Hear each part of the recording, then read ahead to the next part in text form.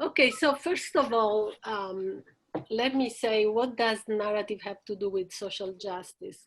I think, that I'm going to put a quote in that is, we can think of this as referring not only to discourse, but also to narrative. I take this quote from Blomert, Bock, and McCormick.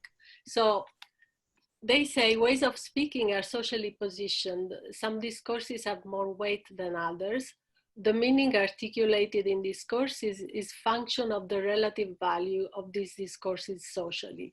The words of some, providing that they match the criteria of appropriate production, are perceived as more readable and important than those of others. And discourses can be mapped in terms of power and impact. So I think that we can think in the same terms of narrative as always have to do a lot with issues of the power, of relative position of people in society, of voice, etc. But then I try to think of ways in which narrative has been involved with social justice in the linguistic literature. And I thought of at least 4 ways that we can, describe those links. First, by restoring dignity to narrative traditions of, populations or groups that are marginalized. Secondly, by highlighting the social consequences of the use of different styles of narrating in different populations again. By studying how narrative and storytelling activities are used in specific social encounters, particularly encounters that are crucial to vulnerable populations. And by attempting to give voice to individuals or groups who do not have it, or by highlighting people's points of view and takes on social problems. So I will go through each of these points with examples from literature on narrative in linguistics. And of course, this will take us a little bit back in time until we get to, more recent concerns. So when we talk about restoring dignity to narrative traditions, the 2 names that come up immediately are the names of Hymes and Labov. They both were very aware of the importance of highlighting traditions, oral traditions by people who were marginalized or exploited. And they did that in different ways. Hymes had a particular political, before we talk about the way he looked at Native American narratives, we have to think also that he had a political understanding of narrative as an occasion and a source for power struggles. First of all, he was very concerned over the loss of what he thought was the narrative ability, the people's narrative ability in modern society, because he thought that there was a social identification between the narrative mode, particularly the use of personal narratives, with what was regarded as unplanned, spontaneous, not well put, not well organized, and opposing it to the scientific mode, which is considered carefully crafted, planned, and abstract. And so Hymes saw this opposition as a way of dividing knowledge modes into higher and lower, into prestigious and non-prestigious, and to give these ideological driven dichotomies. So he thought that narrative is a fundamental construct in humankind, in the expression of human concerns, and an important source of knowledge. And so when he studied indigenous and Native American groups, he showed how narrative was so deeply entrenched in their tradition, and how nonetheless these groups tended not to see their storytelling skills as culture, or their stories as culture, precisely because that mode is considered to be kind of less important than other modes of expression. Labov also was singularly moved by the desire to combat and fight against the views of African Americans as, a group, an unskilled group in terms of their verbal abilities. In fact, that was a problem in schools, and to a certain extent it still is. And so, although his interest was on narrative specifically, most of his examples in his early work, for example, in the model he put forth with Valesky in 1967, and then also in the 1972 work that he did on evaluation, his models, his examples all came from corpora in which African Americans were prominent. And in fact, in the 1972 study, he used that corpus and compared it with the corpus of narrative told by what he called white teenagers, a smaller group of white teenagers. And that's what he concluded. He was comparing evaluation devices that for him were an indication of ability to tell. And so he said, comparing evaluation devices in narrative told by both groups, the values for this small group of white teenagers are comparable to those of the Black pre-adolescents rather than to the Black adolescents, though the length of the narrative is typical of this age. It's perhaps too much to assert from this small study that the Black speakers are more advanced in narrative skills than the inward groups, but they are certainly not behind or backward in this respect.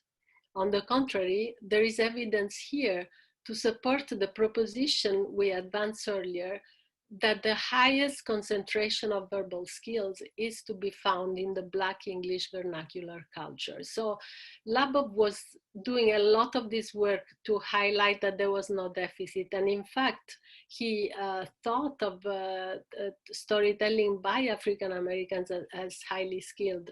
And if we put this statement in its historic time, 1972, we can imagine how important it was and how significant it was to counter this idea of deficit.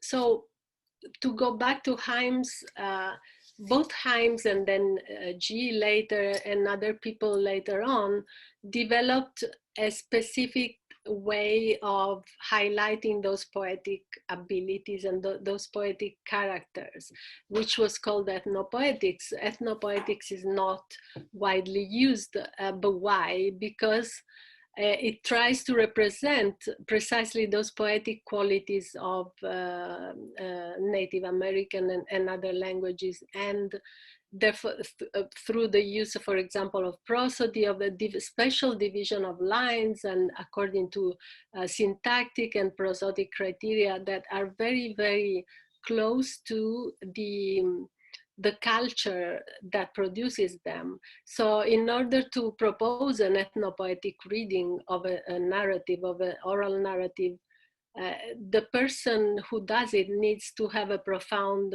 understanding of that culture, not only be a good linguist. And so again, the ethnopoetic movement was another way in which Hymes and other people try to highlight that ability that was so little understood and so little studied by other scholars. So both of them, Hymes and Labov, I think showed that richness of storytelling traditions. So another way in which I think narrative analysts contributed to the idea that of social justice is because they try to highlight what kind of social consequences the use of different narrative styles has on particular groups of people. And here again, a lot of this work was on African American children, and it was mainly in the 80s. It was a groundbreaking work by Sarah Michaels, who also was, inspired by Bryce Heath study on the ways with words. So Bryce Heath showed that, you know, there were very different literate tradition in different families, in different groups. She's specifically studied two groups in different areas and showed that some groups had a style of literacy in which storytelling had a very important role, and some people, some groups didn't. And so Michaels got interested in that, and she did a study about which I will talk a little bit in a minute. But so both of them are also on the same line of fighting against deficit views. They argued in particular that school performance of African American kids and other minorities was always measured exclusively on the yardstick of white English speaking cultures. And so they showed that storytelling styles and the way that storytelling literacy was developed were very imbricated with other socialization issues and ways of interacting, knowing and learning. So in particular, Sarah Michaels did this study on sharing time, which was a moment when children, I mean, it's still done in schools, children share their stories with the teacher and with the other children. And she showed that there were very, very different styles between, again, what she called white children and African American children. The white children showed a kind of a thematic development, a linear progression of information that provided a focused description of it, also of a single event or a single object. She found that African American children had the style that she called topic associating, consisting of a series of implicitly associated personal anecdotes. And so this style was less characterized by, you know, connections, explicit connections, and didn't have an explicit also statement of the overall theme. And she showed how the teacher's reaction was really different in the two cases. So in the case of the white children, she provided a lot of feedback and scaffolding, which is very important for learners, as you know, while in the case of African American children, she often interrupted them or thought they were meandering, etc. So these studies really, I think, contributed to pointing to how schools can, you know, strengthen prejudice, but also how teachers or institutions do not care too much about or do not know how to understand those cultural differences. So another set of studies which I think is super important for us, especially at the moment, in relating how narrative can contribute, narrative analysis can contribute to fighting for social justice, are studies that look at how narrative is done, how narrative develops within social encounters that affect you know, the lives of people who are marginalized and exploited and so on. So here I quote some of the work that has been done. Of course, there is more, but for example, work on asylum seekers procedures, and I will get back to this in a minute, work about truth commission proceedings, work about legal settings, especially legal settings involving, for example, violence against women, work about trauma, and work about involving translations, for example, again, in legal settings, but also in medical settings. So in the case of the Truth Commission proceedings, studies have shown an interesting thing. And in all these studies, there's always a clash between expectations about the form and the content of stories by the practitioners and the authorities, and expectations by clients or people, lay people who find themselves in interacting within those institutions. And those clash of expectations produce very conflicting results, or results that are difficult to handle for the non-specialists. So in the case of Truth Commission proceedings, one interesting thing that people who studied those proceedings highlighted was that there was an expectation by the judiciary system, but also by the people, that stories of about trauma should be emotional and should have certain characteristics. And that when that didn't happen, those stories, or when the narrators did not conform to those criteria, those stories were overlooked in the press, or even didn't take the same attention during the proceedings. In legal settings, there is the issue of putting a certain story in the terms, a story that for women maybe can represent a traumatic, a strong experience, putting it in terms that can be legally good, that can be acceptable legally. So, for example, Trinch showed how difficult it was for women to produce those stories that would allow them, for example, to get a restraining order on their husbands, and how much work and negotiation that needed. In terms of traumatic experiences in general, and we will see that, maybe I'll talk about that when we talk about asylum seekers, how expectations and realities clash again. And finally, in translations is an important area, not only in asylum seekers' narratives, but for example, in the courts or in medical settings. There's been a lot of work on that, as you know, most of these interactions are based on stories. It's important for us as well.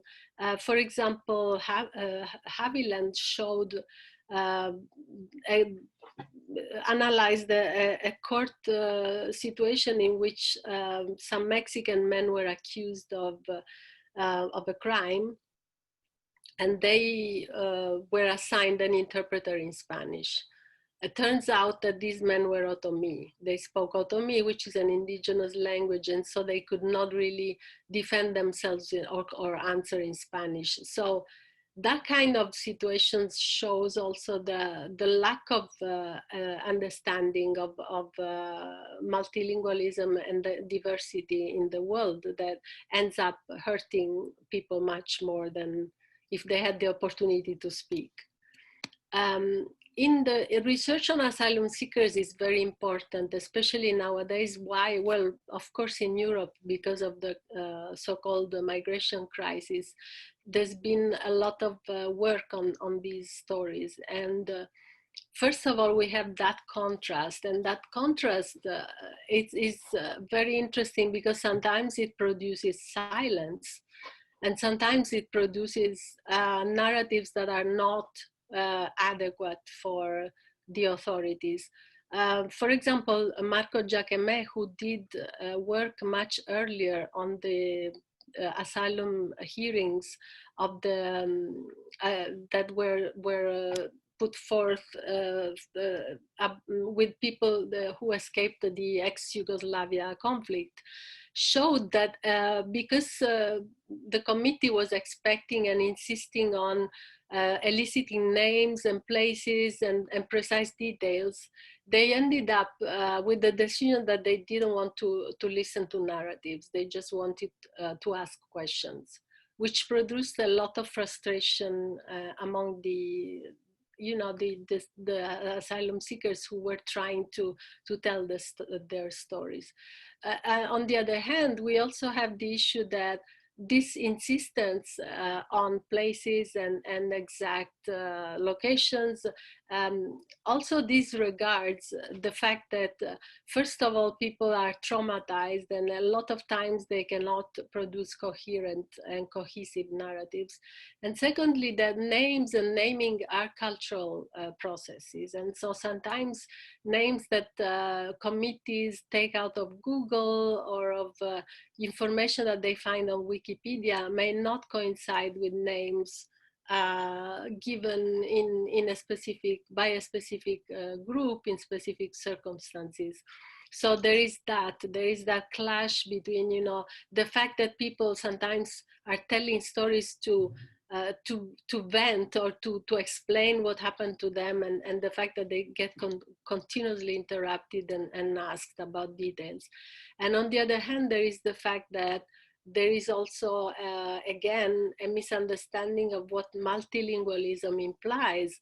A lot of people from Africa, for example, are profoundly multilingual, but they do not necessarily handle communication in the lingua franca chosen by the authorities in a way that makes them comfortable. So what this literature on stories has shown has been a lot of issues that are very difficult, definitely, to deal with, but also very, very unfair, the results of which are very unfair for the asylum seekers.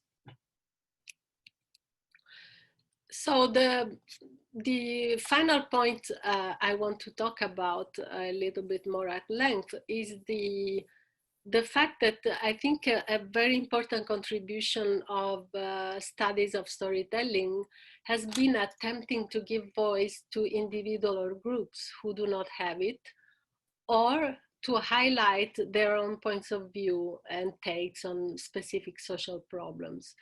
Here I quote a line that I really, really liked from an article written by this Italian linguist who's called Dovetto. I'll talk about her in a minute, but she's basically talking about stories collected by a psychiatrist in a mental facility. And to justify the fact that he collected those stories, he said, "La storia esiste se qualcuno la racconta," which means the story exists if somebody tells it. So this is, I think, an underlying topic of this research on you know, groups that haven't found really their voice. Here, you know, we have this movement was in a way started by narrative turn analysts such as Brunner, Mischler, Riesman, who insisted on the fact that the storytelling was important, was an important way of conveying, but also understanding one's own experience. And they applied the storytelling methods, narrative methods, to a variety of disciplines, from sociology to psychology, and then a lot of other linguists. And here I put work on migrants. Of course, there are so many other works that I haven't quoted here, but this is a very big literature, so it's hard to be exhaustive. Members of the LGBTQ communities, people who suffer from health conditions. Our own Heidi has done work on this. People who are disabled. Leslie Cochrane, who is also an alumna, has done work on this. We see that the attempt has been to analyze participants' view about their issue, so migration, or being a member of LGBTQ, or being disabled, and so forth. And here, again, I want to go to this example of the study of narratives by patients in mental facilities, just because it really, I found it really inspiring. You know, this linguist has, you know, collected all these stories, and some of them, this is specifically in a mental hospital in Italy, some of them were actually written by one of these patients who's now become well known because he wrote on the wall. He did like a diary of his life in the mental facility, where he was there for 36 years, and he wrote all these diary that left a little bit of a sense of what he was living there. And one of his sentences was "E muoio anche 2 volte," and I also died twice, which I found very striking. So Dovetto says something that I think is important. She says, in the linguistic history of a society, and therefore of a community of speakers, also these documents by marginalized people need to find a space, in that they give back to us stories of life and illness that involved not only the patients enclosed in mental health facilities, but also those relatives, healthcare workers, and doctors that took care of them, a portion of suffering humanity that in any case contributed to writing our linguistic, social, and civil history. So a little bit, very quickly, I don't want to present my own work at length, but just tell you, you know, in a way, I'm giving this talk because this issue of social justice has been present in my work in various ways. As you know, my first book was on Mexican undocumented workers, and then more recently I've done some work on narratives by young asylum seekers in Sicily and the Dreamers.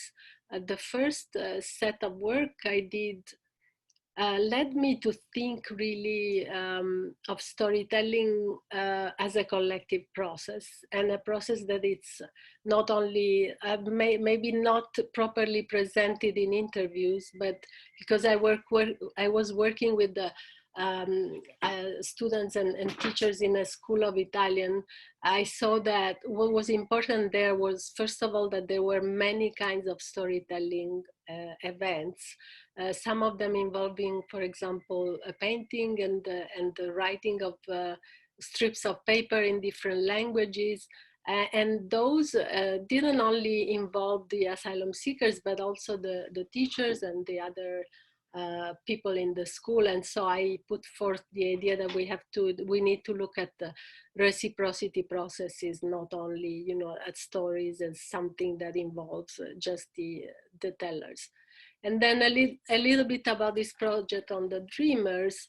I will just let you see a little snippet of the stories, parts of the stories that I analyzed. So these are stories that were put on YouTube by Dreamers. Let me let you listen to a little bit of it. I'll put it forth just to give you an idea of the kind of stories that they told.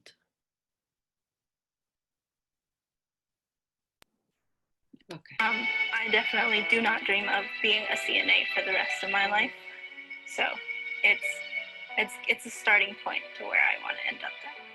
I remember I used to be scared because my mom always reminded me and my brothers that we had to be careful because we could be stopped by a police or deported or something.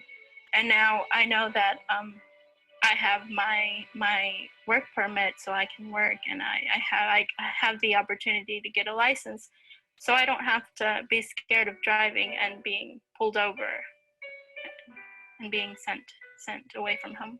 I hid the fact that I was undocumented until I joined El Cambio, and I was scared to tell people that I was undocumented and that I wasn't here legally because of what they might think of me or what they might say to me or how they would treat me. I had a friend in particular, a boy, who asked me, I think he was just messing around, just joking around, but he repeatedly asked me if I had a green card.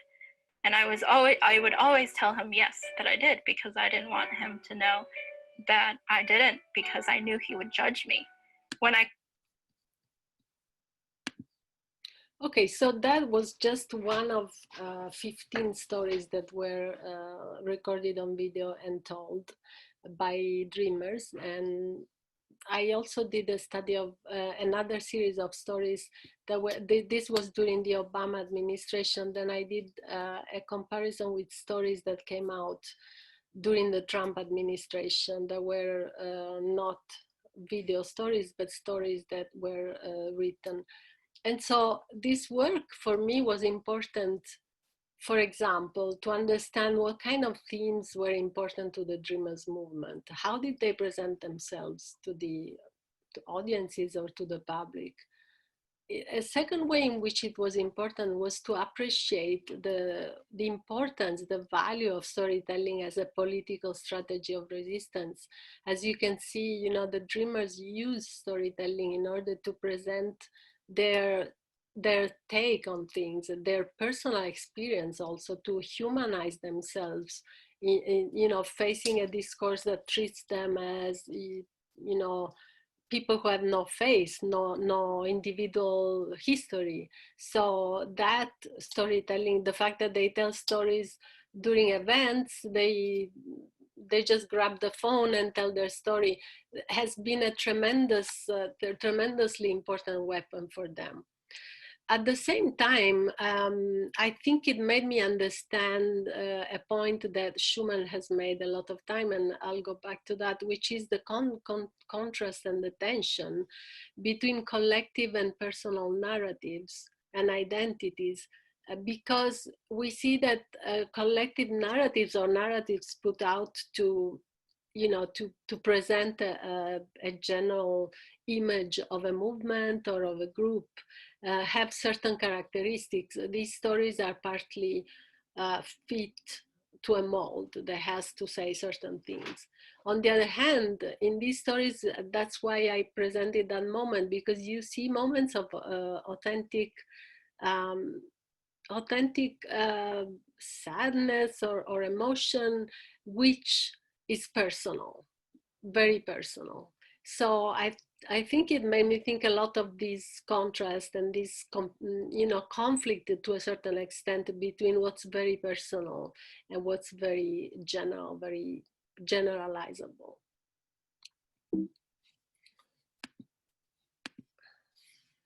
Okay, what kind of tools have been used in the analysis of these stories, particularly the last group, you know, stories that are purported to present the voices of people, or at least analyze self-presentation?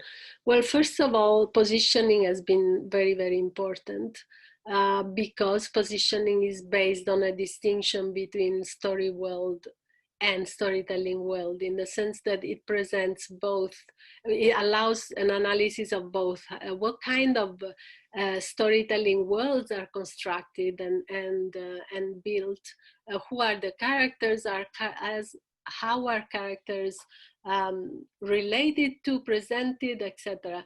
And at the same time, the analysis of the storytelling world, what do people do with those story worlds? What do they want to say to their interlocutors, to their audiences, etc.? So, and also level 3 positioning, to what extent what they say in those stories relates to stereotypes, ideologies, generalized thoughts about socially shared ideas.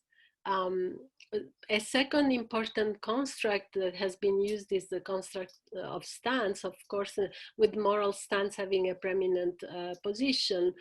Stance is a powerful tool for people to express the way that they feel about other people or about social issues. And moral stance in particular is often involved in narratives where, you know, narrators condemn or judge or highlight behaviors and ideas. Agency, another important construct. Schifrin did a lot of important work on that by showing that there is an epistemic self and an agentive self, that is a self that we present as acting in a story world, and an agentive self, which is a self that reflects and presents their, you know, the way that they evaluate things.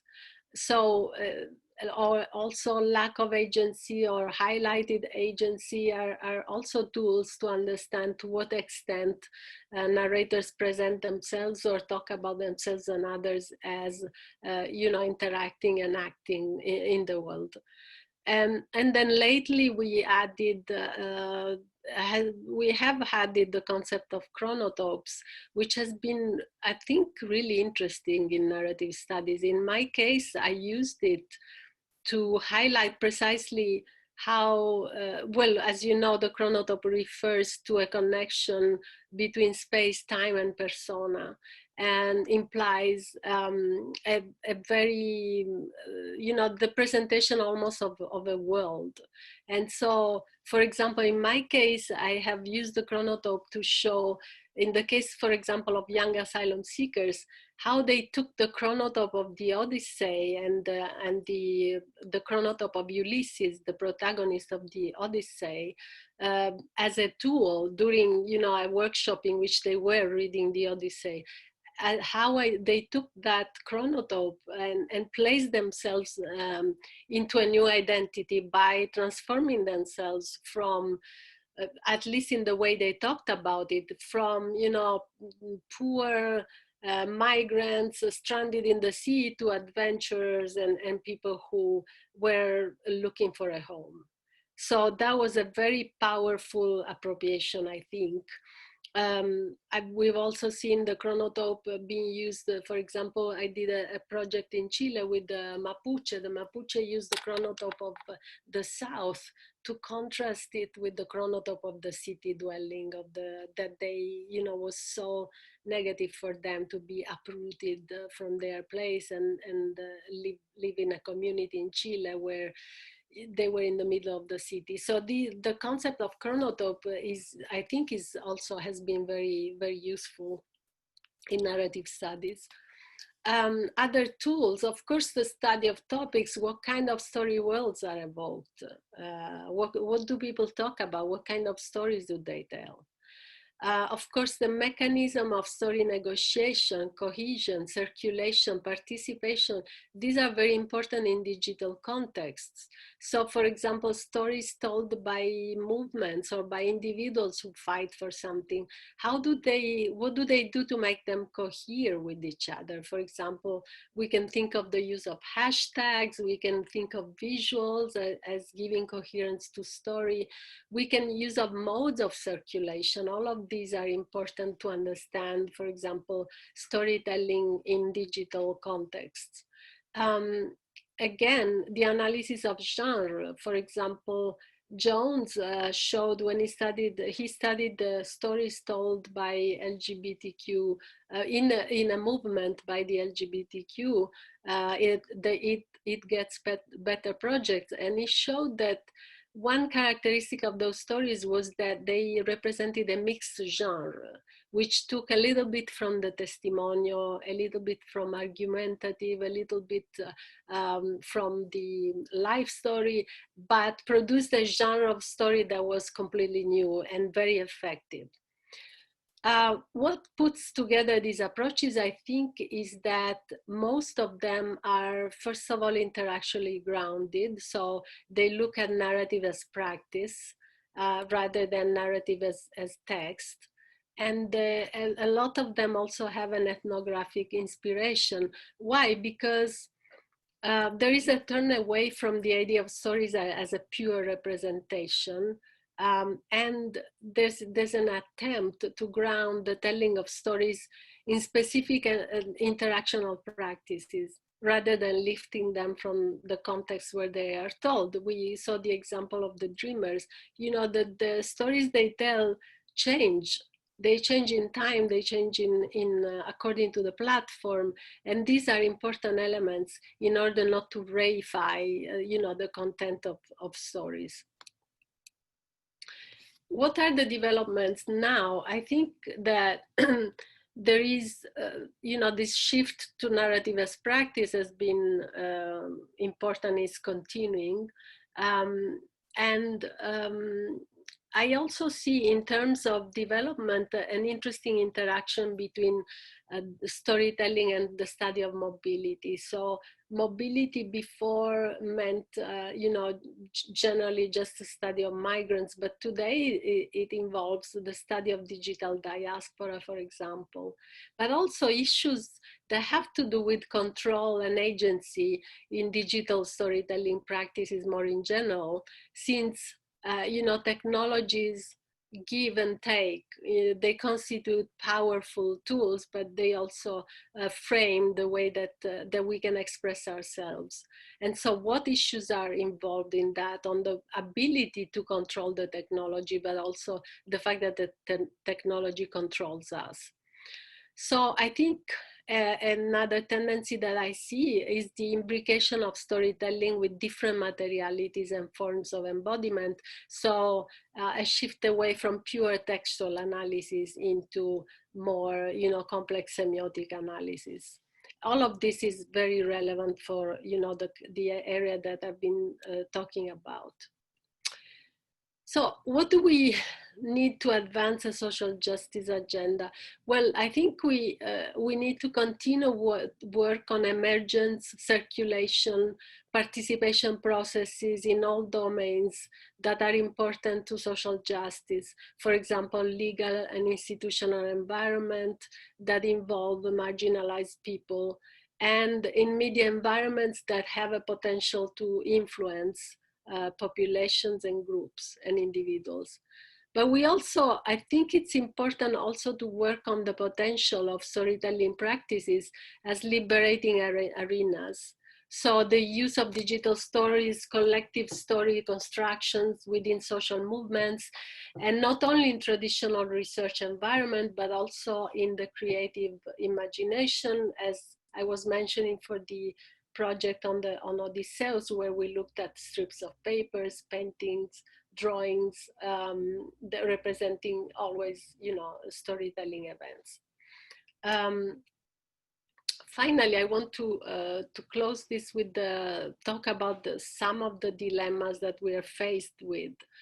So here, I think the work by Schumann has been very illuminating for me, at least. She said she talks on the one hand, we have the truth and the facts are important for us. We want to try and represent reality, let's say, but on the other hand, we don't want to see stories as containers. I'm just conveying something that is out there. So Schumann has said one thing that is very important to keep in mind for those of us who do interview narratives. She says the biggest challenge to the study of personal experience narrative continues to be to avoid the conflation of experience with the authentic and the real. So, always thinking of storytelling as contextualized activity. On the other hand, the ethical issue that I was talking about,